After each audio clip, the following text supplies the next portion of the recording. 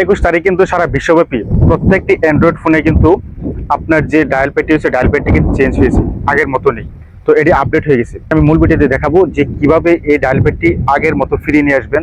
তো চলুন মূল ভিডিওতে চলে যাই। এর আগে বলবো আমার পেজটি অবশ্যই ফলো করে রাখবেন। প্রত্যেকদিন কিন্তু আমি এরকম গুরুত্বপূর্ণ ভিডিও কিন্তু আপলোড করে থাকি। আর যদি ইউটিউব থেকে দেখে থাকেন তাহলে অবশ্যই এটি সাবস্ক্রাইব করে রাখবেন। সর্বপ্রথম আপনি যে প্লে স্টোরটি রয়েছে প্লে স্টোরে আপনি এটি ওপেন করবেন। ওপেন করার পর এই যে দেখেন, এই যে এখানে কিন্তু সার্চ অপশন রয়েছে, এখানে একটা ক্লিক করবেন। ক্লিক করার পর এই যে উপরে দেখেন আবার কিন্তু সার্চ অপশন এসেছে, এখানে লিখবেন ফোন। ফোন লিখে এটি ক্লিক করেন। ক্লিক করার পর এই যে দেখেন একটি যে ফোন বাই গুগল, এই ফোন বাই গুগল দেখে কিন্তু এই লোগোটি দেখে কিন্তু আপনার এর উপর ট্যাপ করতে হবে। ট্যাপ করার পর এই যে এখানে দেখেন আনইনস্টল লেখা রয়েছে, এটিকে আপনি আনইনস্টল করে দেবেন। এটি হচ্ছে কি যে আপনার এটি কিন্তু অটোমেটিক কিন্তু এটি আপডেট হয়ে গেছে। আপডেট হওয়ার কারণে কিন্তু এই সমস্যাটি হচ্ছে।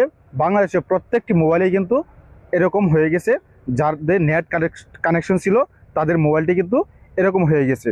ইনশাল্লাহ তাহলে কিন্তু ঠিক হয়ে যাবে। আমারটি এভাবেই ঠিক করে নিয়েছি। ধন্যবাদ সকলকে। আসসালামু আলাইকুম।